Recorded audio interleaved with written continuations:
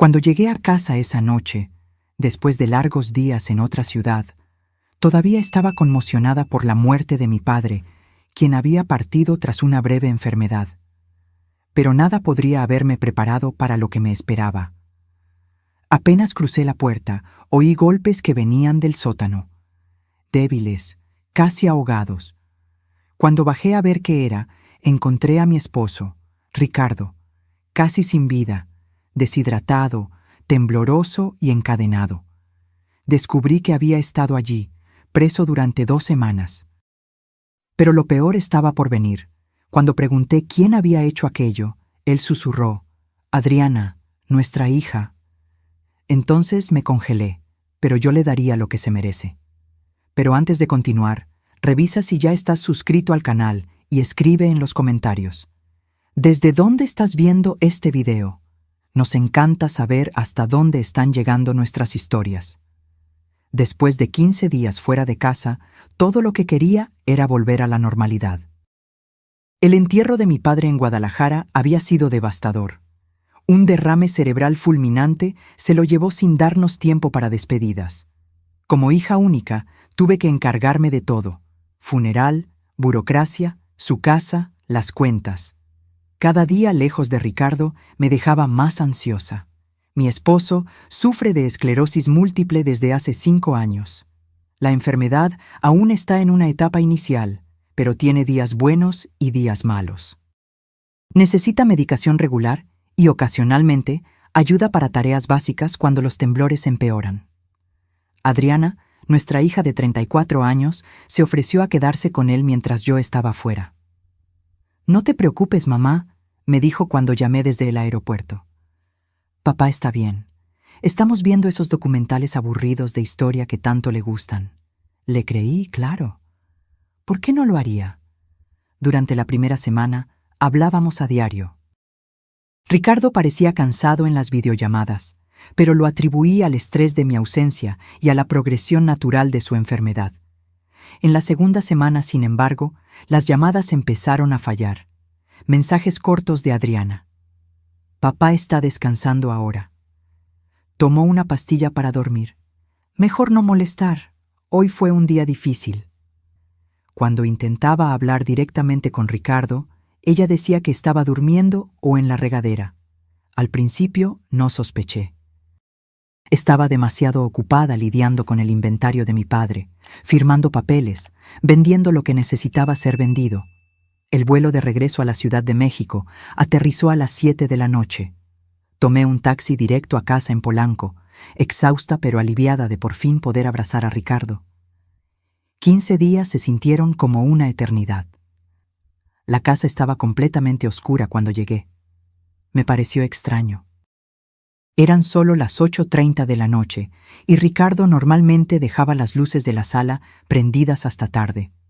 «¿Ricardo?», llamé al abrir la puerta. Ninguna respuesta. Arrastré mi maleta hacia adentro y encendí las luces. La casa se veía diferente. Había cajas apiladas en la esquina de la sala que nunca había visto. El sofá estaba en una posición distinta. Las medicinas de Ricardo, que normalmente estaban organizadas en la barra de la cocina, no estaban allí.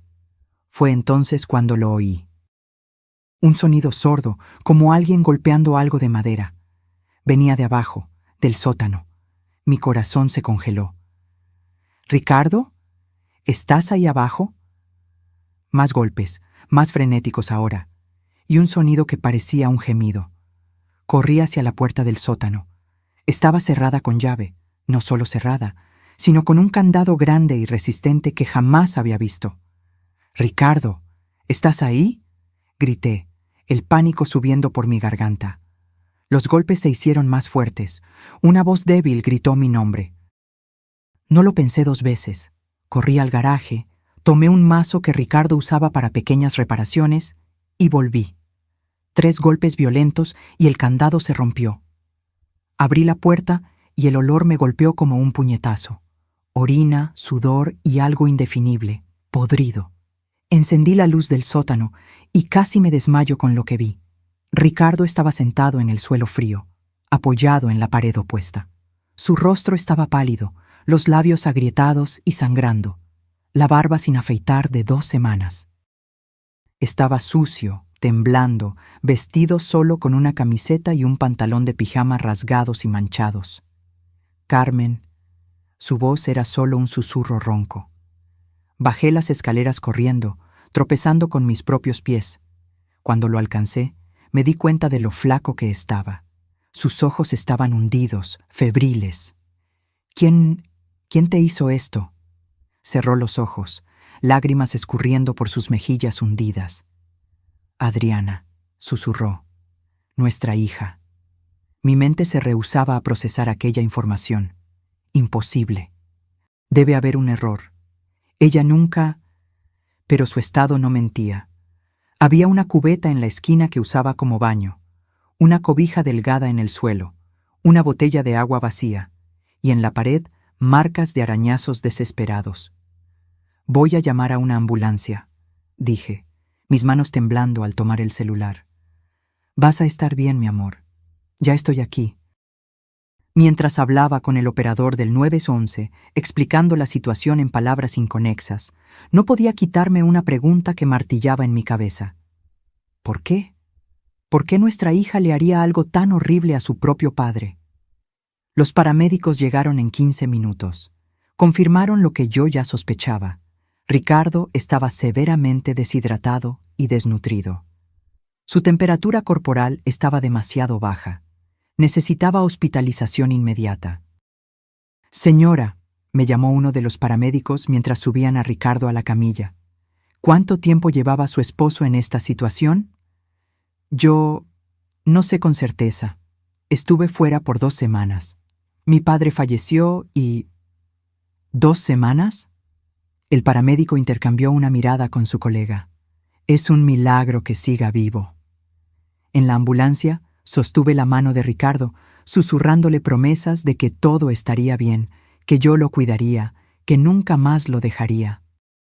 Pero una rabia helada comenzaba a crecer dentro de mí. Una rabia dirigida a la persona que menos esperaba tener que odiar, mi propia hija. En el Hospital Ángeles, mientras Ricardo recibía suero y atención médica, comencé a buscar respuestas. Llamé a Adriana varias veces, pero no contestó. Le dejé mensajes cada vez más desesperados. Intenté llamar a su esposo, Gerardo, pero su celular también estaba apagado. Fue entonces cuando se acercó un policía, alto, canoso, expresión severa. Señora Carmen Mendoza, soy el detective Juárez. Necesitamos hablar sobre lo que le ocurrió a su esposo. El detective Juárez me llevó a una sala reservada del hospital. Mientras Ricardo recibía los primeros cuidados, comencé a relatar todo lo que sabía, que no era mucho. Le expliqué sobre el viaje a Guadalajara, la muerte de mi padre, Adriana cuidando a Ricardo. ¿Y usted no sospechó nada durante esas 2 semanas? Preguntó Juárez, anotando detalles en su libreta. No. Quiero decir, Adriana se volvió más evasiva en las llamadas. Decía que Ricardo estaba durmiendo o en la regadera, que la esclerosis le estaba causando mucha fatiga. Lo encontré extraño, pero... Mi voz se quebró. Dios mío, ¿cómo pude ser tan ciega? El detective mantuvo el rostro impasible. Señora Mendoza, necesitamos verificar su casa. Hay pruebas que debemos recolectar en el lugar. Acepté de inmediato. Quería respuestas tanto como él. Mientras Ricardo era tratado, volví a casa acompañada por el detective y 2 policías más. La casa fue declarada escena del crimen. Tomaron fotos del sótano, del candado roto, de la cubeta, de la cobija delgada. Documentaron todo. Fue cuando comencé a notar otras cosas extrañas. Las medicinas de Ricardo habían desaparecido por completo. Su celular no estaba por ningún lado. Y en el escritorio de la oficina encontramos la laptop de Adriana, olvidada en su prisa. «Detective», llamé, mirando la pantalla. «Creo que debe ver esto». Él se acercó. La laptop estaba encendida, con varias ventanas abiertas, extractos bancarios, transferencias, documentos digitalizados, una carpeta llamada España. «¿Puedo?», preguntó, señalando la computadora. Asentí. En los siguientes 30 minutos, una historia horripilante comenzó a tomar forma. Adriana había accedido a las cuentas bancarias conjuntas mías y de Ricardo. Había transferido 1.500.000 pesos mexicanos, casi todos nuestros ahorros, a una empresa llamada Inversiones El Dorado. Una búsqueda rápida mostró que esa empresa pertenecía a su esposo, Gerardo. «Eso explica las cajas en la sala», murmuré. Estaban vaciando la casa. El detective abrió un documento digitalizado. Era un poder notarial a nombre de Ricardo, dándole a Adriana plenos poderes para gestionar sus finanzas y propiedades. La firma de Ricardo estaba allí, pero claramente falsificada, demasiado temblorosa, diferente a su patrón.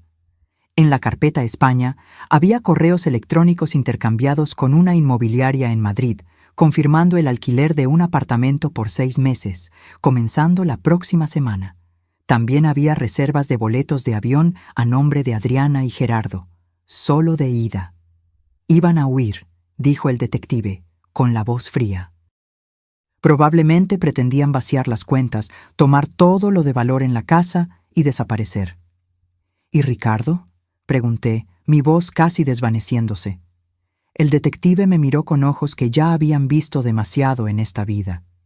Probablemente nunca pretendieron que sobreviviera esas 2 semanas. La comprensión del plan me golpeó como un rayo. Adriana y Gerardo planeaban dejar que Ricardo muriera en ese sótano. Cuando yo regresara, encontraría su cuerpo. En la confusión del luto, tal vez ni siquiera me daría cuenta de inmediato del dinero faltante. Cuando lo hiciera, ellos ya estarían lejos, en otro país. ¿Pero por qué?, lloré, las lágrimas finalmente cayendo a cántaros. ¿Por qué nuestra propia hija haría algo así? El detective señaló un intercambio de correos entre Gerardo y un tal Carlos. El asunto: inversiones criptourgentes. Por lo que estoy viendo, el esposo de su hija está metido en algún esquema. Probablemente perdió dinero en criptomonedas o alguna inversión de alto riesgo. Necesitaba dinero rápido para cubrir las pérdidas. Mientras buscábamos más, encontramos conversaciones en WhatsApp entre Adriana y Gerardo que el detective recuperó con una herramienta forense. Mensajes que confirmaban nuestros peores temores. «No deja de preguntar por Carmen, se está poniendo agitado. Adriana, dale más de la pastilla para dormir. Mézclala con la poca agua. Gerardo, ¿y si se muere antes de que ella regrese? Adriana, mejor aún. Menos complicaciones». Gerardo, vomité en el baño después de leer aquello. Mi propia hija, dispuesta a matar a su padre por dinero. La niña que cargué en mi vientre por 9 meses, a quien enseñé a caminar, a quien le sequé las lágrimas cuando se caía y se lastimaba. ¿Cómo era esto posible? El detective Juárez llamó a la central y emitió una alerta de búsqueda para Adriana y Gerardo. «Los encontraremos», prometió. Con estas pruebas no tienen a dónde huir. Volví al hospital, el cuerpo pesado como plomo, la mente intentando procesar la magnitud de la traición. Ricardo estaba despierto cuando entré en el cuarto, recibiendo suero y medicación. Aún se veía frágil, pero sus ojos estaban más alertas. «Carmen», susurró, extendiéndome la mano. Sostuve su mano entre las mías, besándola suavemente. «Estoy aquí, mi amor. No me iré a ningún lado». «Adriana», comenzó, pero puse un dedo en sus labios. «La policía la está buscando. No te preocupes por eso ahora. Solo descansa, por favor». Cerró los ojos, una lágrima escurriendo por su rostro flaco. «Ella me dijo que tú habías llamado, que tú sabías que yo estaba en el sótano, que tú habías estado de acuerdo». Mi corazón se partió en 1000 pedazos. «No, Ricardo, nunca. Yo no sabía nada. Vine a casa tan pronto como pude, lo juro por lo más sagrado». Asintió levemente, como si ya lo supiera, pero necesitaba oírlo de todas formas. «¿Por qué, Carmen? ¿Por qué nuestra hija?» «Dinero», respondí simplemente. «Querían nuestro dinero». Ricardo cerró los ojos de nuevo. el dolor en su rostro superando cualquier incomodidad física. Aquella noche, dormí en una silla al lado de su cama. Los médicos dijeron que necesitaría quedarse internado por al menos una semana.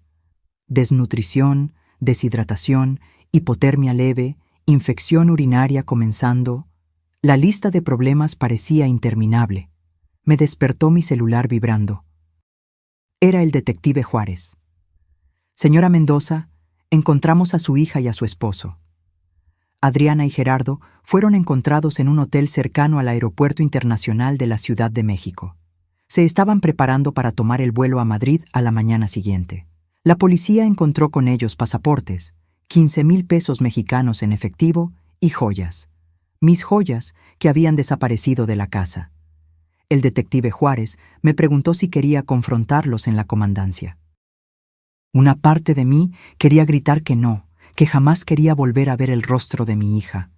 Pero otra parte, más fuerte, necesitaba mirarla a los ojos y entender. Sí, respondí. Necesito verla. Ricardo todavía estaba en el hospital, así que le pedí a mi vecina y amiga de muchos años, Sofía, que se quedara con él mientras yo iba a la comandancia. Él todavía estaba demasiado débil para entender completamente lo que estaba sucediendo, y yo lo prefería así, que se recuperara primero. La comandancia era un edificio gris e impersonal en el centro de la ciudad. Fui llevada a una sala con una mesa de metal y sillas incómodas. El detective Juárez me acompañó. «Vamos a traer a su hija primero», explicó. «Separamos a los dos para el interrogatorio. Es mejor así». Asentí, el corazón latiendo como un tambor en mi pecho. ¿Qué le diría? ¿Qué podría posiblemente decirle a la persona que intentó matar a su propio padre? La puerta se abrió y Adriana entró, escoltada por una oficial de policía. Estaba usando la misma ropa de siempre, jeans, camiseta blanca, cabello recogido en una cola de caballo. Se veía tan normal, como si no fuera capaz de monstruosidades. Nuestros ojos se encontraron, los de ella, rojos de tanto llorar, los míos, secos de tanto horror. «Mamá», susurró, intentando extenderme las manos. Las esposas limitaban su movimiento. «No me llames así», respondí, mi voz más firme de lo que esperaba. «Perdiste ese derecho». Ella comenzó a llorar, sollozando como hacía cuando era niña, y se lastimaba.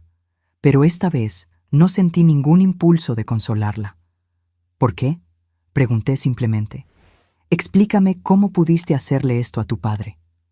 Entre sollozos, una historia confusa comenzó a surgir. Gerardo tenía problemas con juegos de azar. Había perdido mucho dinero en apuestas en línea y luego intentó recuperarlo todo con inversiones arriesgadas en criptomonedas. Estaba hundido en deudas. Debía dinero a gente peligrosa. «Nos amenazaron con matarnos, mamá», me imploró. «No lo entiendes. Estábamos desesperados». «¿Entonces decidiste matar a tu padre? ¿Esa fue tu solución?» «No era para que muriera», dijo, la voz baja. «Solo necesitábamos tiempo para tomar el dinero y desaparecer antes de que ustedes lo descubrieran». «Lo encerraste en un sótano por 2 semanas, Adriana, sin comida suficiente, sin agua suficiente. ¿Qué esperabas que pasara?» Gerardo dijo que aguantaría, que dejamos agua y comida suficientes. «Mentira», golpeé la mesa, haciéndola saltar. «Tu padre estaba casi muerto cuando lo encontré. El doctor dijo que 1 o 2 días más y habría muerto de deshidratación». Ella bajó la cabeza, los hombros sacudiéndose con los sollozos. «Fue idea de Gerardo. Dijo que necesitábamos el dinero. Que no teníamos elección». «Siempre tenemos elección, Adriana», respondí, la decepción en mi voz más cortante que cualquier grito. «Pudiste haber pedido ayuda, pudiste habernos contado sobre las deudas. Podríamos haber encontrado una solución juntos. Pero elegiste esto». «Lo siento mucho», susurró. «De verdad lo siento». «Sientes mucho que te hayan atrapado», corregí. «Si yo no hubiera regresado antes de Guadalajara, tu padre estaría muerto ahora, y ustedes estarían rumbo a España con nuestro dinero». Ella no respondió. Solo siguió llorando silenciosamente. El detective Juárez, que había estado observando en silencio, habló. Señora Adriana Mendoza está siendo formalmente acusada de tentativa de homicidio calificado, privación ilegal de la libertad agravada, maltrato contra persona vulnerable, fraude y robo calificado. Su esposo enfrenta las mismas acusaciones. La pena para estos crímenes puede llegar a 30 años de prisión. Adriana levantó el rostro, pálida como un fantasma. ¿30 años? Mínimo, confirmó el detective. El juez tomará en consideración la crueldad del método, la vulnerabilidad de la víctima debido a su enfermedad y la relación de confianza que se rompió. Sentí una calma extraña envolverme. Voy a testificar en tu contra, Adriana. Le contaré al juez exactamente cómo encontré a tu padre. Mostraré las fotos que tomé de su estado. Mamá, por favor, me imploró, no hagas esto. Fue un error, un terrible error. No arruines mi vida por un error. Tú intentaste arruinar la vida de tu padre de forma permanente, respondí, levantándome. De hecho, intentaste acabar con su vida. Quien le hace esto a su propio padre es capaz de cualquier cosa. Eres una persona peligrosa, Adriana. La oficial se la llevó, todavía llorando e implorando. No miré hacia atrás. El detective me llevó a otra sala, donde Gerardo estaba siendo interrogado. A diferencia de Adriana, él parecía tranquilo, casi indiferente. «Señora Carmen», me saludó cuando entré, como si estuviéramos en una reunión social. «Eres un monstruo», respondí simplemente. Él se encogió de hombros. «Negocios son negocios, nada personal. Intentar matar a mi esposo es muy personal para mí». Gerardo sonrió, una sonrisa fría que no llegaba a los ojos. Su hija inventó ese plan, ¿sabía? Ella sugirió encerrar a Ricardo en el sótano.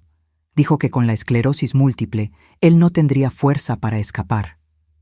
Mi sangre se heló. ¿Era mentira? ¿O Adriana era realmente la mente detrás de todo? Miré al detective, que negó con la cabeza levemente, como diciendo, no le crea. Ustedes dos son igualmente culpables a mis ojos, respondí finalmente. Y van a pagar por esto. Cada día de esas 2 semanas les costará años de sus vidas. Salí de la sala sintiéndome exhausta, como si hubiera envejecido décadas en pocas horas. El detective me acompañó hasta la salida. «Señora Mendoza, encontramos el dinero que transfirieron», me informó. «Está en una cuenta de la empresa de su yerno.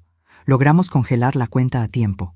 Eventualmente, después del proceso, deberían recuperar gran parte». Era un pequeño consuelo, pero mejor que nada. Le agradecí y me dirigí al hospital para quedarme con Ricardo. Los días siguientes fueron un torbellino de actividades. Ricardo permaneció internado, recuperándose lentamente.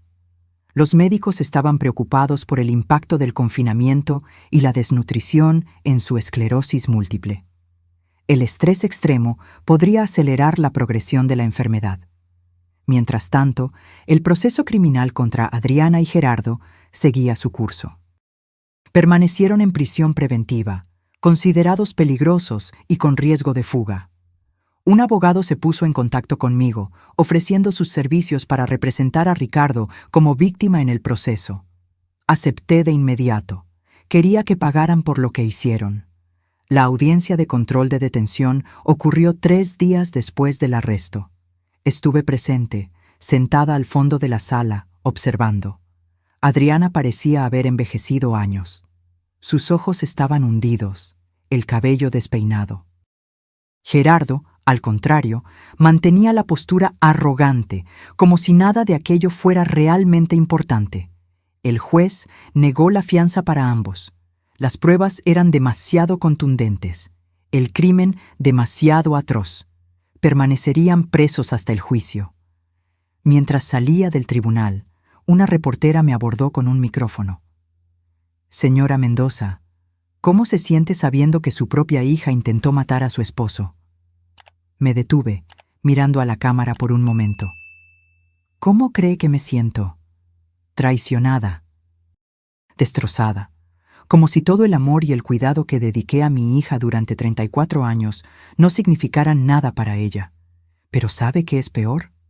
Ver a mi esposo, un hombre enfermo que solo necesitaba amor y cuidado, mirarme y preguntar por qué su hija quería que muriera.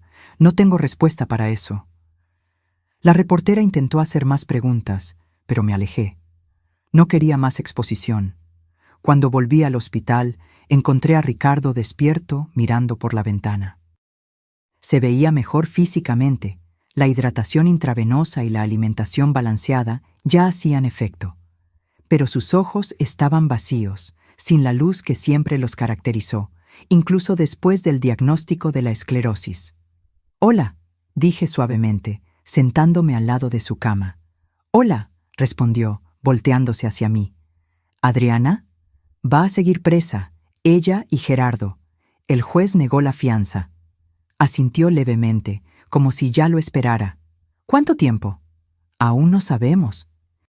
El abogado dice que, con todas las acusaciones, podrían ser de 20 a 30 años.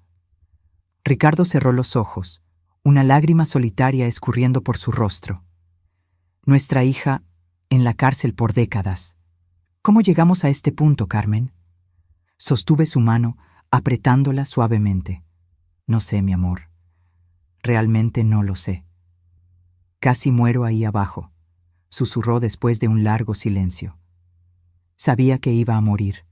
Los primeros días gritaba por auxilio, golpeaba la puerta hasta que mis manos sangraron. Después me debilitaba demasiado. El agua se acabó, la comida se acabó. Alucinaba, te veía entrando por la puerta, llamando mi nombre. Tragué el nudo en la garganta. Lamento no haber regresado antes. No es tu culpa, afirmó apretando mi mano. Me salvaste la vida, Carmen. Si hubieras llegado un día después. No pude contener las lágrimas. Abracé a Ricardo cuidadosamente, consciente de su fragilidad. Nunca más dejaré que te pase nada. Nunca más. Los médicos dieron de alta a Ricardo una semana después. Aún estaba débil. Necesitaba recuperar el peso perdido y recuperarse psicológicamente del trauma. Volvimos a casa, la misma casa donde casi muere, pero no teníamos otro lugar a donde ir. La primera noche fue la más difícil.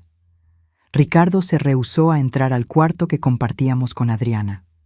Improvisé una cama en la oficina, lejos del sótano, lejos de los recuerdos. No pude dormir.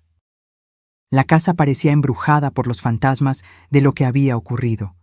Con cada crujido de la madera, con cada ruido del viento, yo me despertaba sobresaltada, pensando que Adriana o Gerardo habían vuelto para terminar lo que comenzaron. Fue alrededor de las 3 de la mañana que encontré a Ricardo sentado en la sala, en la oscuridad, mirando una foto familiar en la pared. Los tres sonreíamos a la cámara frente a la playa de Cancún. Adriana con unos 15 años. «No puedo entender», dijo sin mirarme. «Repaso cada momento de su crianza, cada lección que intenté enseñarle. ¿En qué fallamos, Carmen? ¿Qué hicimos para merecer esto?» Me senté a su lado, pasando mi brazo por sus hombros. «No hicimos nada para merecerlo, Ricardo. Algunas personas simplemente toman decisiones terribles, incluso personas que amamos». «Pensé que conocía a mi hija», murmuró. Pero durante esos días en el sótano, cuando ella bajaba a dejar un poco de agua o comida, yo no reconocía a la persona que veía. Sus ojos estaban vacíos, como si yo fuera solo un obstáculo a ser removido. El abogado nos visitó al día siguiente. El licenciado Manuel Altamirano, especialista en crímenes contra personas vulnerables.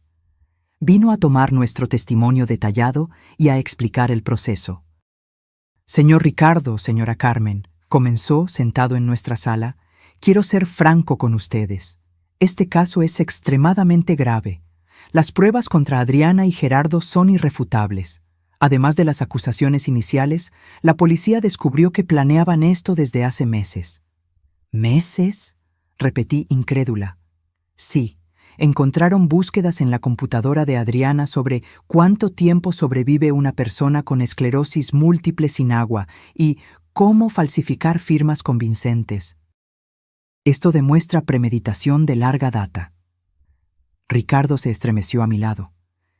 Entonces ella planeó matarme por mucho tiempo. Desafortunadamente sí, confirmó el abogado. Y hay más. Descubrieron que Gerardo está involucrado en esquemas de lavado de dinero a través de casas de apuestas en línea. Debía cientos de miles a prestamistas. Probablemente fue el catalizador para el plan. ¿Y nuestro dinero?, pregunté. Como les informó el detective, logramos bloquear la cuenta de su empresa a tiempo. Deberían recuperar cerca del 90% del valor. Pero hay otra cuestión. Dudó. ¿Cuál?, insistió Ricardo. Adriana quiere hacer un trato. Está dispuesta a testificar contra Gerardo, alegando que fue coaccionada y amenazada por él. A cambio, quiere una reducción de pena. Miré a Ricardo, sintiendo la rabia hervir dentro de mí. Ella está mintiendo. Vi los mensajes. Ella participó activamente en el plan. El licenciado Altamirano asintió. Sí, y la fiscalía también lo sabe. Es improbable que acepten el trato en los términos que ella quiere. Pero pensé que debían saberlo. Ricardo permaneció en silencio por un largo momento. Quiero verla, dijo finalmente. Necesito mirarla a los ojos y preguntar, ¿por qué? La visita a la penitenciaría femenil de Santa Marta fue marcada para 2 semanas después. Ricardo aún estaba débil, pero insistió en que necesitaba hacerlo.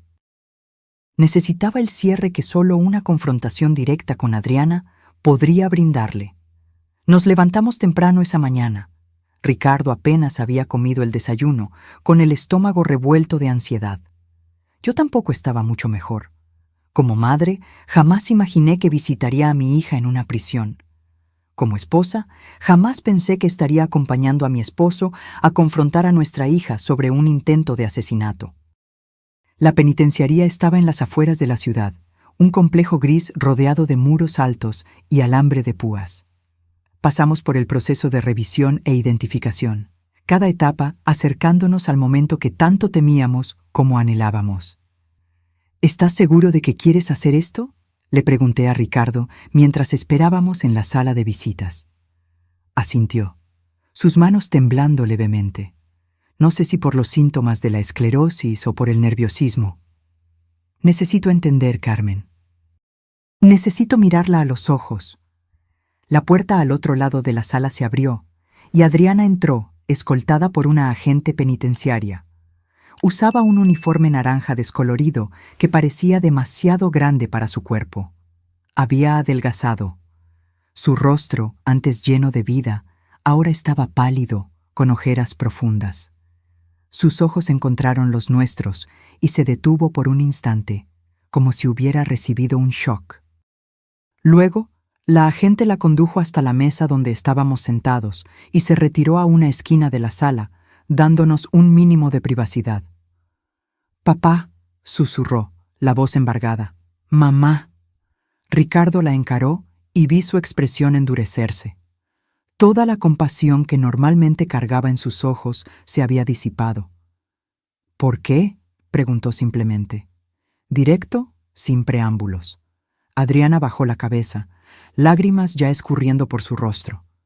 Yo no sé cómo explicar. «Inténtalo», insistí, mi voz más firme de lo que esperaba. «Se lo debes a tu padre».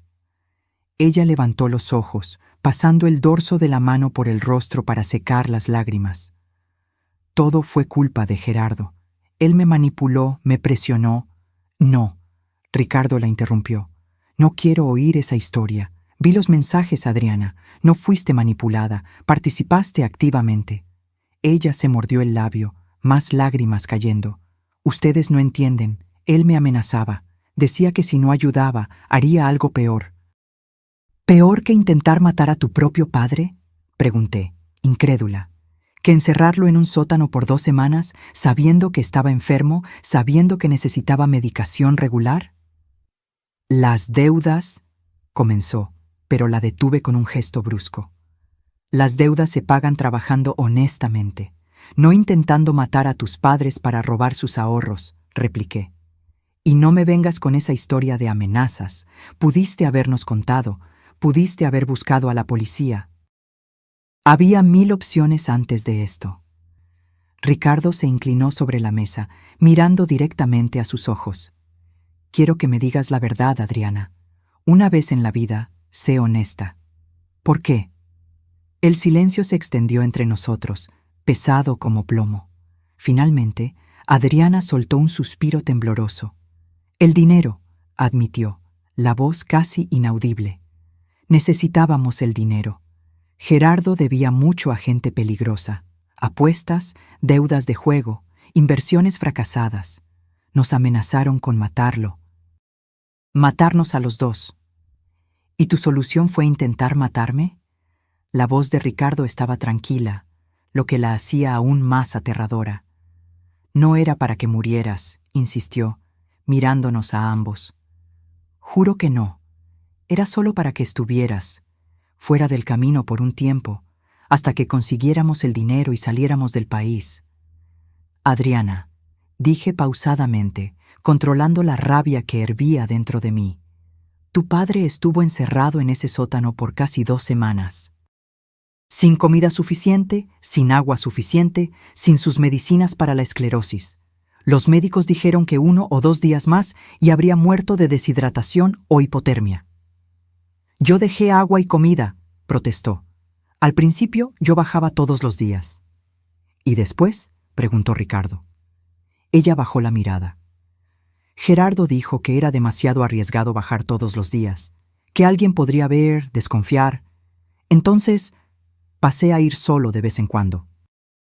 Cuando me encontraron, Ricardo dijo lentamente, no había comido en 3 días, no había bebido agua en casi 2. Estaba delirando. Sabía que iba a morir ahí. Adriana sollozó, escondiendo el rostro entre las manos. Perdónenme, por favor, perdónenme. Yo no quería que esto sucediera así. ¿Cómo querías que sucediera entonces? Pregunté, incapaz de contener el sarcasmo. ¿Que tu padre muriera silenciosamente mientras tú huías con nuestro dinero a España? ¿Que yo enterrara a mi esposo sin jamás saber que fue mi propia hija quien lo mató?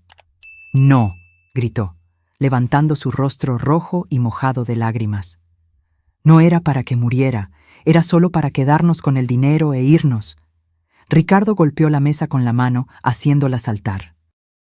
¿Y qué crees que me pasaría en ese sótano, Adriana? ¿Cómo esperabas que yo sobreviviera? ¿O simplemente no te importaba? Ella no respondió, solo siguió llorando. El abogado nos contó sobre tu propuesta de trato, continué. ¿Quieres reducción de pena a cambio de testificar contra Gerardo?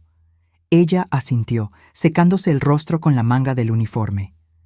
Él me manipuló, mamá. Me presionó. Yo tenía miedo. Mentira, dijo Ricardo, la voz baja pero firme. Los mensajes de texto prueban lo contrario. Estuviste tan involucrada como él, quizás incluso más. Por favor, imploró, no dejen que me pudra en la cárcel. Soy su hija, su única hija. Miré a Ricardo, viendo el dolor en sus ojos. Dolor no solo físico, sino el dolor profundo de la traición más fundamental que un padre puede sufrir. No, dijo finalmente, no vamos a apoyar ningún trato. Tú y Gerardo merecen pagar por lo que hicieron. Cada minuto de esas 2 semanas en el sótano, Adriana, cada minuto te costará años de tu vida. ¡Papá!, exclamó desesperada. No puedes estar hablando en serio. Soy tu hija. Una hija que intentó matarme, respondió simplemente. Una hija que me dejó morir mientras huía con mi dinero. ¿Qué clase de hija hace eso? Adriana me miró, los ojos suplicantes. Mamá, por favor, habla con él. No puedes dejar que esto suceda. Respiré hondo, sintiendo el peso de cada palabra. Ya no eres mi hija, Adriana. En el momento en que decidiste encerrar a tu padre en ese sótano, rompiste cualquier lazo que nos unía. Ella se desplomó sobre la mesa, sollozando incontrolablemente. La agente penitenciaria se acercó. indicando que nuestro tiempo se estaba acabando. Ricardo se levantó con dificultad, apoyándose en la mesa. Adiós, Adriana. Espero que los años en la cárcel te enseñen el valor de la vida humana, de la vida de tu propio padre. Salimos de la sala sin mirar hacia atrás, dejando a nuestra hija, la persona que un día amamos más que nada, llorando sola en la mesa de visitas. En el coche, de camino a casa, Ricardo finalmente se desmoronó, llorando como un niño. 20 años, sollozó. Nuestra hija pasará 20 años en la cárcel. ¿Cómo pasó esto, Carmen? ¿En qué fallamos? Lo abracé, sintiendo sus lágrimas mojar mi blusa. No fallamos, mi amor. Algunas personas toman decisiones terribles, incluso cuando son criadas con amor. No es nuestra culpa. Pero en el fondo me preguntaba si habría algo que podríamos haber hecho diferente. Alguna señal que ignoramos, alguna falla en la crianza que no percibimos. O si simplemente nuestra hija había elegido el camino de la codicia y la crueldad, a pesar de todo lo que intentamos enseñarle. Los meses siguientes fueron un torbellino de audiencias, reuniones con abogados y preparativos para el juicio. Ricardo mejoraba físicamente, pero la esclerosis múltiple, agravada por el trauma, comenzaba a progresar más rápidamente. Necesitó un bastón para moverse, y los temblores en las manos empeoraron. La fiscal Daniela reunió un caso sólido contra Adriana y Gerardo.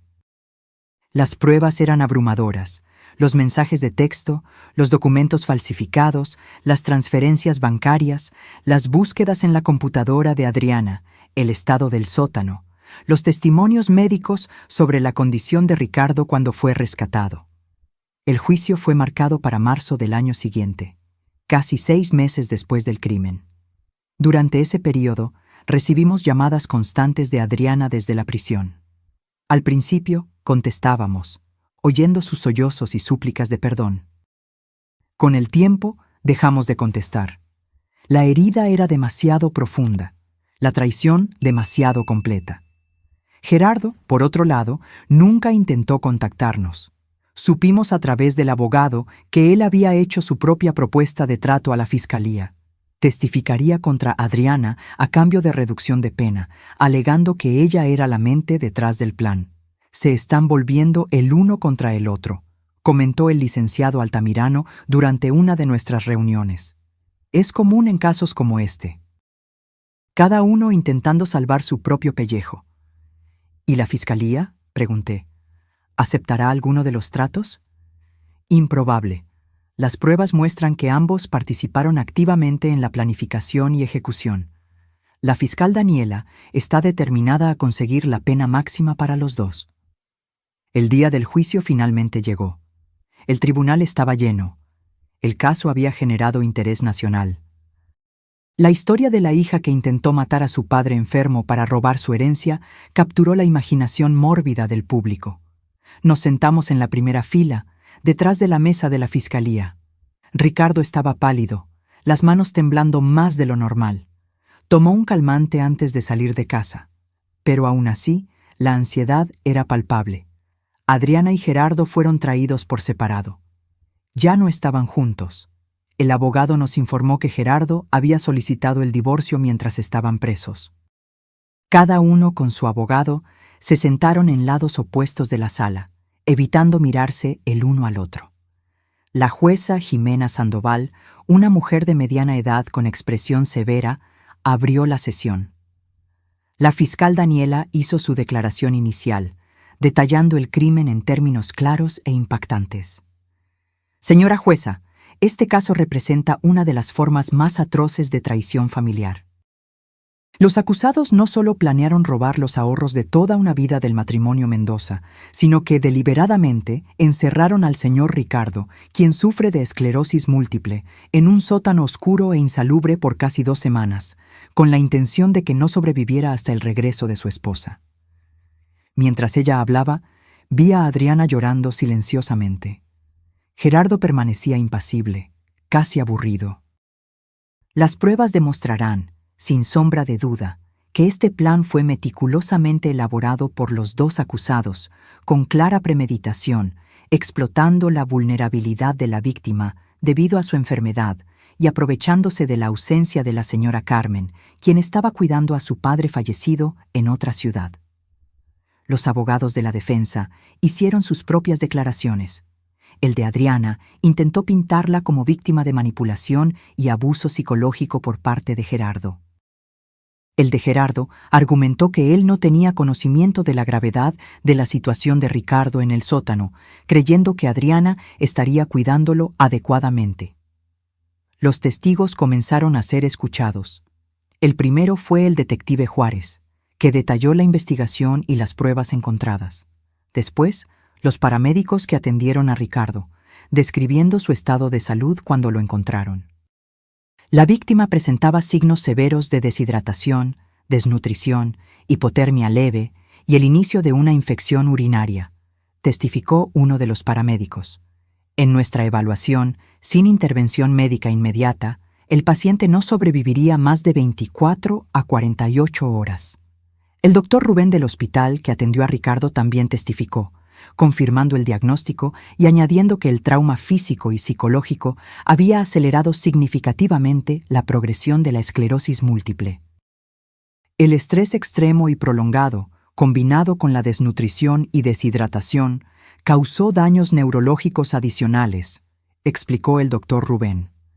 El señor Ricardo probablemente tendrá una progresión más rápida de la enfermedad como resultado directo de lo que sufrió. Cada testimonio parecía hundir más a Adriana y Gerardo. Las evidencias eran irrefutables, detallando no solo el crimen, sino la crueldad y la indiferencia con que fue ejecutado. En el segundo día fue mi turno de testificar. Subí al estrado con el corazón pesado, consciente de que mi testimonio ayudaría a condenar a mi propia hija. Señora Mendoza, comenzó la fiscal Daniela, por favor, describa al tribunal lo que encontró cuando regresó a casa después de su viaje a Guadalajara. Con voz firme, relaté cada detalle de aquella noche terrible.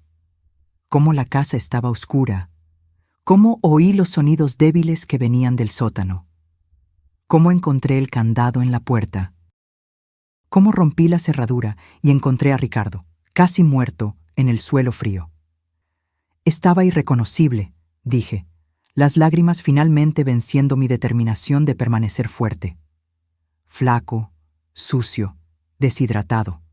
Sus labios estaban agrietados y sangrando, sus ojos hundidos. Apenas podía decir mi nombre. Miré directamente a Adriana mientras hablaba. Ella lloraba silenciosamente, el rostro contorsionado en una máscara de dolor, remordimiento verdadero o solo miedo a las consecuencias. Yo ya no lo sabía. La fiscal mostró fotos del sótano y de Ricardo en el hospital. Las imágenes eran impactantes, provocando murmullos en la sala del tribunal. ¿Y qué descubrió sobre la participación de su hija?, continuó la fiscal.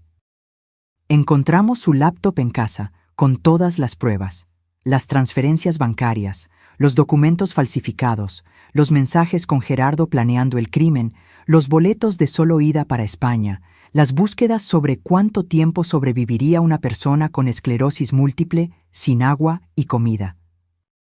Ahí, en el contrainterrogatorio, el abogado de Adriana intentó hacerme admitir que ella pudo haber actuado bajo coacción, que quizás había señales de abuso en su relación con Gerardo que yo habría ignorado. Señora Mendoza, ¿notó algún cambio en el comportamiento de su hija en los meses anteriores al incidente? ¿Señales de que podría estar sufriendo presión o abuso? No, respondí firmemente. Adriana siempre pareció feliz y satisfecha en su matrimonio. Nunca demostró miedo de Gerardo o dio cualquier indicación de que estuviera siendo coaccionada.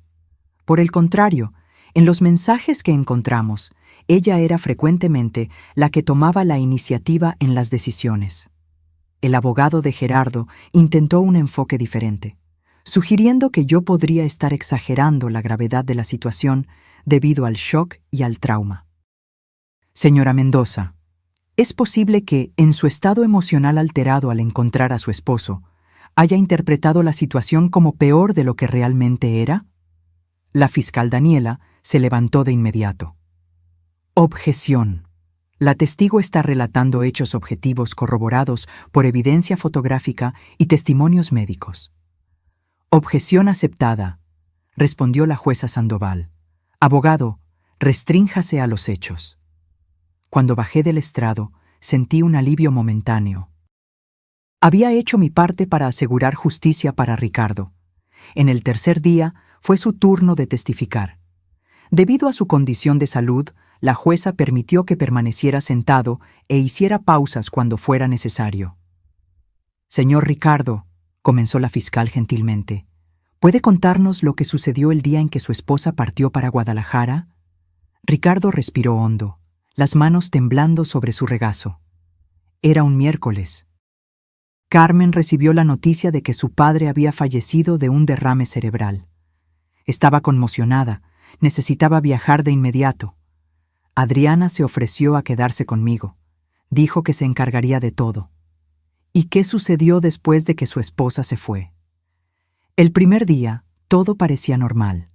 Adriana preparó mis comidas, me ayudó con la medicación. El segundo día, dijo que necesitaba salir a arreglar unas cosas con Gerardo. Regresó por la noche, actuando extrañamente. El tercer día, me pidió que bajara al sótano para ayudarla a encontrar unas cajas viejas. Ricardo hizo una pausa, visiblemente perturbado por los recuerdos. La jueza ofreció agua, que él aceptó con gratitud. Cuando llegamos abajo, Gerardo apareció de repente. Antes de que yo pudiera entender lo que estaba pasando, salieron rápidamente y cerraron la puerta. Oí el sonido del candado. Al principio pensé que era algún tipo de broma de mal gusto. Grité, pedí que me dejaran salir. Nadie respondió. Lágrimas corrían por el rostro de Adriana. Gerardo mantenía los ojos fijos en el suelo. Adriana regresó unas horas después. Me pidió que me estuviera quieto. Dijo que solo sería por unos días, hasta que resolvieran un problema financiero. Dejó agua y algunos sándwiches. Le imploré que me dejara salir. Le expliqué que necesitaba mis medicinas para la esclerosis. Ella prometió traerlas, pero nunca lo hizo. Ricardo describió en detalle los días en el sótano. Cómo el agua y la comida se acabaron. Cómo el frío del concreto empeoraba sus síntomas. Cómo la oscuridad, después de que la bombilla se quemó, lo enloquecía lentamente. Cómo intentó gritar por auxilio, golpear la puerta, hasta que sus fuerzas se agotaron. En los últimos días, yo sabía que iba a morir ahí, concluyó, la voz casi un susurro. Comencé a alucinar.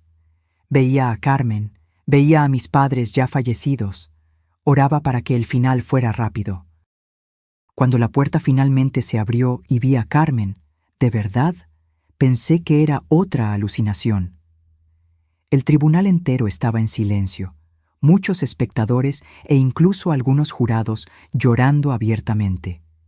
En el contrainterrogatorio, los abogados de la defensa intentaron suavizar el impacto de su testimonio, pero sin éxito.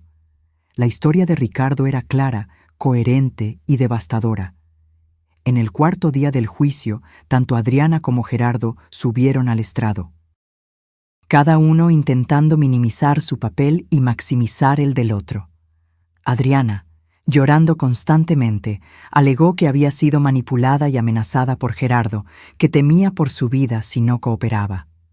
Dijo que si yo no ayudaba, él haría algo peor con mi padre, que personas peligrosas con las que estaba involucrado podrían lastimar a toda la familia.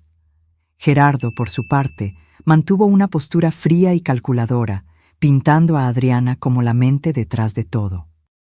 Fue idea de ella encerrar al padre en el sótano.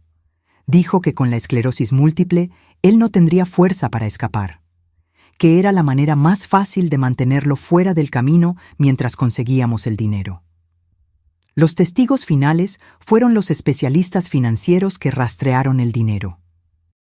Explicaron cómo Adriana y Gerardo habían transferido los ahorros de nuestra cuenta a la empresa fachada de Gerardo, cómo habían intentado disfrazar el robo a través de una serie de transacciones complejas y cómo planeaban llevar el dinero a España, donde tenían cuentas bancarias ya preparadas.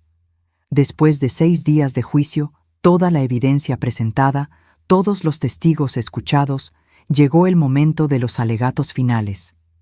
La fiscal Daniela fue impecable. Señoras y señores del jurado, los hechos de este caso son claros e incontestables. Adriana Mendoza y Gerardo Santos planearon meticulosamente robar los ahorros del matrimonio Mendoza, falsificaron documentos, encerraron a un hombre enfermo en un sótano oscuro e insalubre por casi 2 semanas y pretendían huir del país, dejándolo morir. Este no fue un crimen de impulso o desesperación. Fue un acto calculado de crueldad y codicia, perpetrado contra un hombre vulnerable por su propia hija, la persona que debería protegerlo y amarlo. Los abogados de la defensa hicieron lo mejor que pudieron con el caso imposible que tenían. Apelaron a las emociones, a las circunstancias atenuantes, a la ausencia de antecedentes penales. El jurado se retiró a deliberar al final del 6º día. No tardó mucho. A la mañana siguiente volvieron con el veredicto. En el caso del Estado contra Adriana Mendoza y Gerardo Santos, anunció el jurado presidente, nosotros, el jurado, encontramos a los acusados culpables de todos los cargos. Adriana se desplomó sobre la mesa de la defensa, sollozando incontrolablemente. Gerardo permaneció impasible.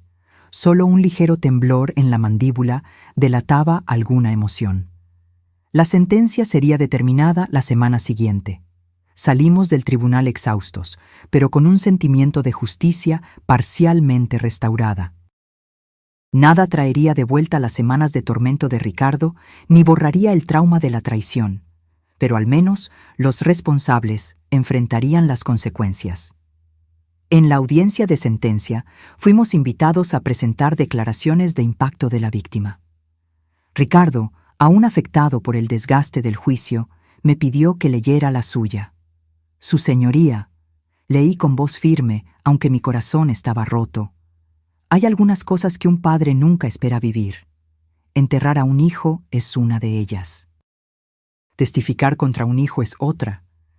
Sobrevivir a un intento de homicidio a manos de la propia hija es algo que ni siquiera mis pesadillas más sombrías podrían haber predicho. El tribunal estaba en completo silencio mientras yo continuaba. La esclerosis múltiple ya me había robado parte de mi independencia. Lo que Adriana y Gerardo me hicieron me robó algo mucho más precioso: mi confianza en la humanidad, mi fe en la bondad inherente de las personas, mi certeza de que el amor familiar es incondicional.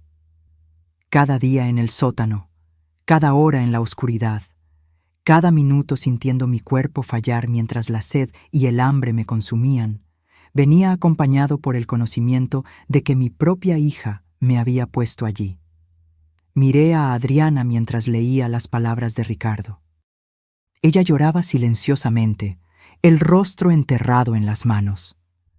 Los médicos me dicen que el trauma aceleró la progresión de mi enfermedad, que probablemente perderé la capacidad de caminar independientemente años antes de lo que se esperaría, que los daños neurológicos son permanentes. Pero la verdadera cadena perpetua no es la que su señoría impondrá hoy a mi hija y a su esposo. Es la que ellos me impusieron: vivir con la conciencia de que crié a alguien capaz de tal crueldad. Este es un dolor que ninguna medicina puede aliviar, ninguna terapia puede curar. Terminé la declaración y volví a mi lugar al lado de Ricardo, que lloraba silenciosamente. Sostuve su mano, sintiendo sus dedos temblar entre los míos. La jueza Sandoval escuchó entonces las declaraciones de los acusados. Adriana imploró clemencia, alegando arrepentimiento profundo. Gerardo, sorprendentemente, admitió culpa total, contradiciendo su postura durante todo el juicio. «Me perdí en la codicia», dijo él, la voz quebrándose por primera vez. «Arrastré a Adriana conmigo. La culpa es mía». ¿Un intento de última hora para protegerla? ¿O remordimiento genuino? Era imposible saberlo. La jueza consideró todo por unos momentos y luego profirió la sentencia. Adriana Mendoza, Gerardo Santos han sido encontrados culpables de tentativa de homicidio calificado, privación ilegal de la libertad con agravante de víctima vulnerable, fraude calificado, falsificación de documentos y asociación delictuosa. Estos crímenes, por sí solos, ya serían graves, pero la naturaleza de su relación con la víctima los vuelve particularmente atroces. Ella miró directamente a Adriana. Señorita Mendoza, al traicionar la confianza fundamental entre padre e hija, usted violó no solo la ley, sino los principios básicos de la humanidad. Su padre, una persona vulnerable debido a su condición de salud, confiaba en que usted lo protegería. En su lugar, usted lo sometió a un sufrimiento cruel e innecesario por ganancia financiera. Volviéndose hacia Gerardo, continuó: Señor Santos, su codicia e indiferencia por la vida humana son igualmente perturbadoras. Aunque no tenía la misma obligación filial para con la víctima, usted participó activamente en un plan que pudo, y casi, resultó en la muerte de un hombre enfermo e indefenso. La jueza respiró hondo antes de anunciar: considerando la gravedad de los crímenes, la evidente premeditación, la vulnerabilidad de la víctima y la naturaleza de la relación familiar, este tribunal sentencia a Adriana Mendoza a 25 años de reclusión en régimen de prisión. Gerardo Santos es sentenciado a 28 años de reclusión en régimen de prisión, con el agravante de ser el principal beneficiario financiero del esquema criminal. Adriana soltó un grito ahogado. 25 años.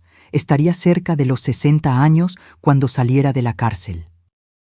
Además de las penas de reclusión, continuó la jueza, los acusados son condenados a pagar indemnización por daños morales y materiales por el monto de 500,000 pesos mexicanos al señor Ricardo Mendoza, además de la restitución integral de los valores sustraídos. El martillo golpeó, cerrando formalmente el caso. Los oficiales se acercaron para conducir a Adriana y Gerardo de vuelta a la prisión. ¡Papá! ¡Mamá!, gritó Adriana, desesperada, mientras era llevada. ¡Por favor! ¡No me dejen pasar 25 años allá adentro! ¡Por favor! Ricardo no miró hacia atrás. Con dificultad, apoyándose pesadamente en su bastón, se levantó y caminó hacia la salida. Lo seguí de cerca, dándole apoyo físico y emocional. Afuera del tribunal, una multitud de reporteros nos esperaba. Cámaras, micrófonos, preguntas disparadas de todas las direcciones.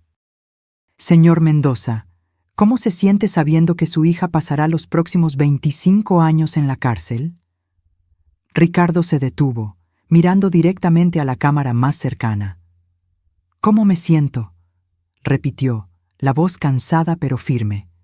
Siento que se ha hecho justicia, que las decisiones tienen consecuencias, que ni siquiera los lazos familiares pueden justificar lo que se me hizo.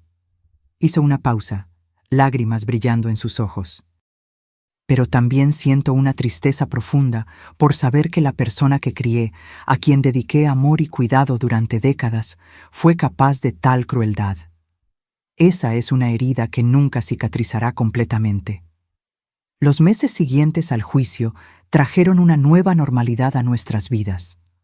Una normalidad que nunca imaginamos vivir.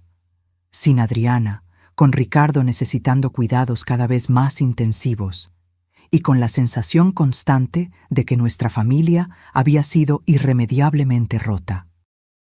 Logramos recuperar gran parte del dinero que había sido robado, gracias al rápido trabajo de la policía al congelar las cuentas.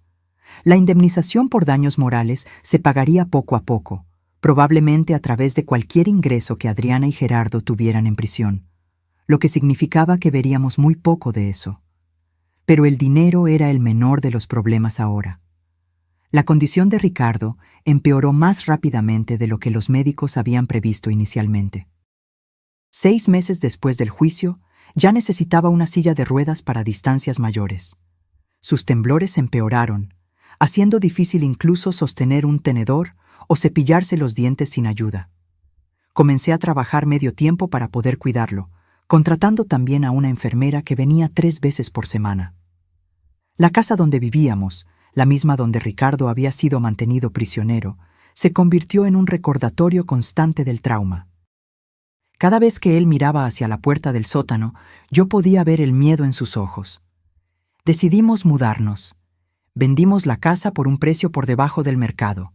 Nadie quería comprar un inmueble que había sido escenario de un crimen tan notorio. Y compramos un apartamento en planta baja, adaptado para silla de ruedas, en un barrio tranquilo más alejado del centro. En el nuevo hogar, intentamos reconstruir algún tipo de normalidad. Establecimos nuevas rutinas, hicimos nuevos amigos, buscamos terapia para lidiar con el trauma. A veces, en medio de la noche, Ricardo aún se despertaba gritando, reviviendo aquellos días oscuros en el sótano. Yo lo abrazaba hasta que los temblores pasaban, hasta que su respiración volvía a la normalidad, susurrándole al oído que estaba seguro, que yo nunca más lo dejaría. Las cartas comenzaron a llegar cerca de un año después del juicio. Cartas de Adriana, de la Penitenciaría Femenil de Santa Marta. Al principio, las tiré a la basura sin abrirlas. No quería leer sus disculpas, sus justificaciones, su arrepentimiento tardío. Ricardo tampoco quiso saber de ellas. Hasta que un día, casi 2 años después de lo ocurrido, llegó una carta diferente. No era de Adriana, sino sobre ella, de la directora de la penitenciaría. Estimado señor y señora Mendoza, les escribo para informarles que su hija, Adriana Mendoza, ha sido diagnosticada con cáncer de ovario en etapa avanzada. El diagnóstico fue confirmado después de que presentara síntomas severos en las últimas semanas. Los médicos estiman que le quedan entre 6 meses y 1 año de vida. Adriana ha solicitado permiso para verlos. Entiendo la complejidad de la situación y el trauma que su familia experimentó.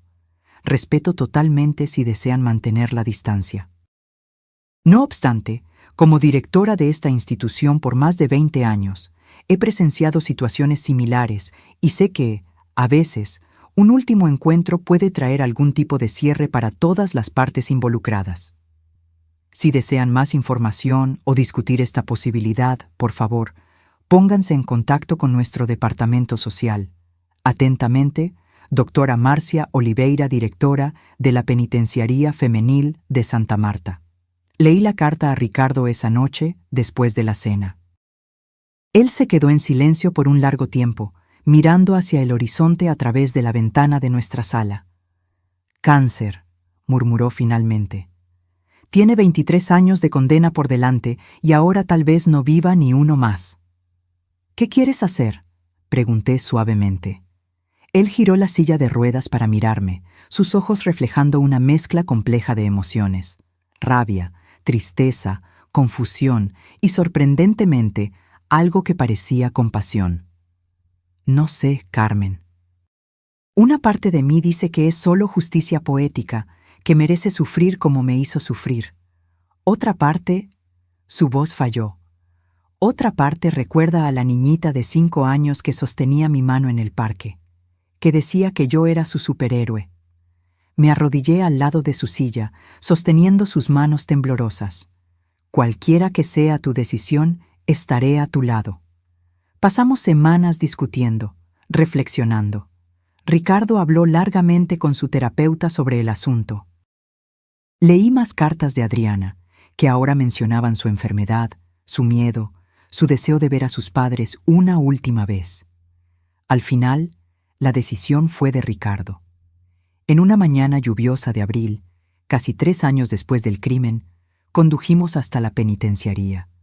El procedimiento para entrar ya era familiar: identificación, revisión, escolta hasta la sala de visitas. Pero esta vez, la persona que esperábamos ver era casi irreconocible. Adriana estaba flaca, muy flaca. Su cabello, antes largo y brillante, estaba corto y ralo, evidencia de la quimioterapia. Su piel tenía un tono amarillento, los ojos hundidos en ojeras profundas. Parecía haber envejecido décadas en solo 3 años. «Papá», susurró cuando Ricardo entró en su silla de ruedas. «Mamá». Nos sentamos en lados opuestos de la mesa, un silencio pesado entre nosotros. ¿Qué se le dice a la hija que intentó matarte, que ahora está muriendo? «Gracias por venir», comenzó, la voz débil. Sé que no lo merezco. Ricardo la estudió por un largo momento. ¿Por qué pediste vernos, Adriana? Ella respiró hondo, una respiración que parecía causarle dolor.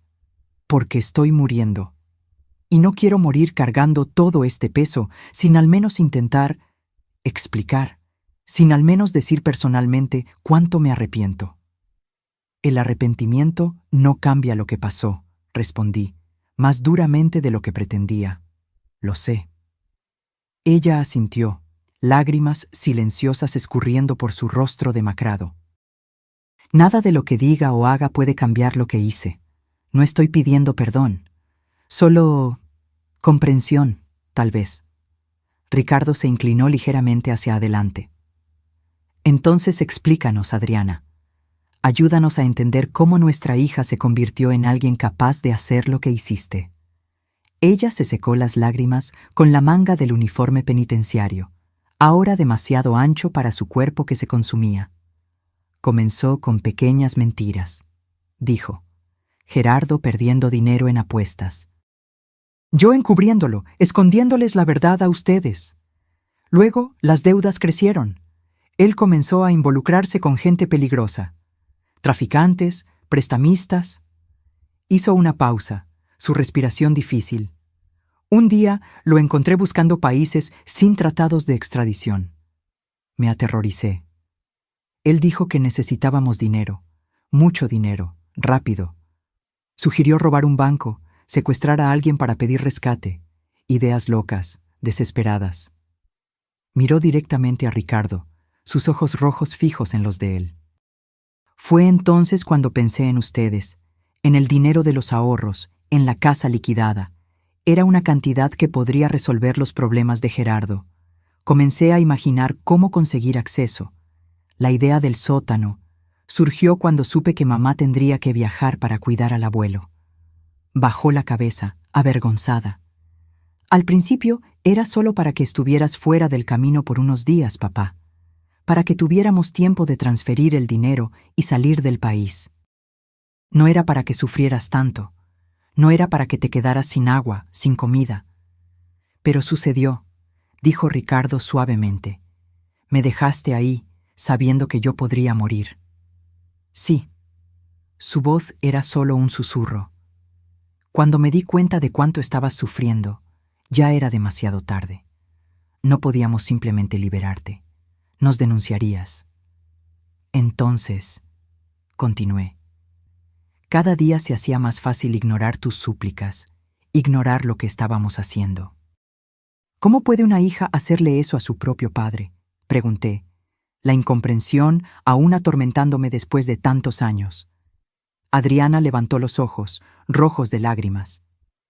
No tengo una respuesta que tenga sentido, mamá. Creo que eso es lo que más me asusta. ¿Cómo pude transformarme en ese monstruo? ¿Cómo pude justificar aquellas acciones? Es como si, por algún tiempo, me hubiera convertido en otra persona. Alguien que no reconozco. Ricardo se quedó en silencio por un largo tiempo, solo observando a su hija. Luego, para mi sorpresa, extendió su mano temblorosa sobre la mesa. Adriana la miró, choqueada, antes de colocar hesitantemente su propia mano, fría y flaca, sobre la de él. Tengo una pregunta, dijo, y quiero que me la respondas con total honestidad. Ella asintió, nerviosa. Si pudieras volver en el tiempo, ¿aún harías lo mismo? La pregunta flotó en el aire por varios segundos. Adriana cerró los ojos, lágrimas corriendo libremente. No, respondió con convicción. Preferiría haber muerto a manos de esos acreedores que hacer lo que les hice a ustedes, a los dos. Ricardo apretó ligeramente su mano. Te creo. No eran palabras de perdón, no exactamente, pero había en ellas un reconocimiento de la humanidad que le quedaba a Adriana, a pesar de todo. Hablamos por 1 hora más. Sobre su vida en prisión, sobre su tratamiento para el cáncer, limitado, dadas las circunstancias, sobre Gerardo, quien había sido transferido a otra penitenciaría después de un conflicto con otros internos. Cuando el tiempo terminó, Adriana nos miró con una intensidad desesperada. ¿Puedo preguntar una cosa? Asentimos. ¿Volverán? ¿Antes de que yo me vaya? Ricardo y yo intercambiamos miradas. No habíamos discutido eso aún. Volveremos, respondió Ricardo, para mi sorpresa. No prometemos perdón, Adriana, pero no te dejaremos pasar por esto sola. Ella sollozó, cubriendo su rostro con las manos. Gracias. No lo merezco, pero gracias. A la salida de la penitenciaría, sentados en el coche, le pregunté a Ricardo por qué había prometido volver. Porque, respondió lentamente, a pesar de todo, ella sigue siendo nuestra hija, y porque cargo suficiente rabia y rencor para una vida. No quiero cargar también el peso de haberla abandonado en sus últimos momentos. Adriana falleció 8 meses después. Estuvimos con ella en sus últimos días, llevándole fotografías antiguas, contándole historias de su infancia, trayendo un poco de consuelo a sus momentos finales. No la perdonamos completamente. Algunas heridas son demasiado profundas para sanar totalmente. Pero encontramos una forma de paz, una aceptación de lo que había sucedido y una manera de seguir adelante. El funeral fue pequeño. Solo nosotros dos y algunos funcionarios de la penitenciaría que le habían tomado afecto durante su tiempo allí. Gerardo no asistió, aunque había recibido autorización. Ricardo, ahora casi completamente dependiente de la silla de ruedas, arrojó un puñado de tierra sobre el ataúd.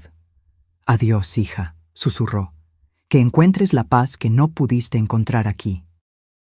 Hoy, 5 años después de aquellas terribles 2 semanas en el sótano, todavía estamos reconstruyendo nuestras vidas. La esclerosis múltiple de Ricardo ha progresado significativamente. Necesita ayuda para casi todo ahora, desde vestirse hasta alimentarse. Contratamos cuidadores que nos asisten y adaptamos completamente nuestra rutina. En los días malos, cuando el dolor y la fatiga son intensos, a veces murmura que tal vez habría sido más fácil si hubiera muerto en ese sótano. En esos momentos, sostengo su mano y le recuerdo todo lo que hemos vivido juntos desde entonces. Los pequeños placeres que aún podemos disfrutar. El amanecer que observamos desde el balcón. Los libros que le leo todas las noches. El amor que, a pesar de todo, aún nos sostiene. La traición de Adriana nos enseñó dolorosamente que las personas que más amamos pueden ser capaces de las peores crueldades. Pero también nos enseñó sobre la resiliencia, sobre la capacidad humana de sobrevivir a lo impensable. A veces, cuando miro antiguas fotografías familiares, siento una punzada de nostalgia por la vida que teníamos antes, por la inocencia perdida, por la confianza que nunca recuperaremos completamente.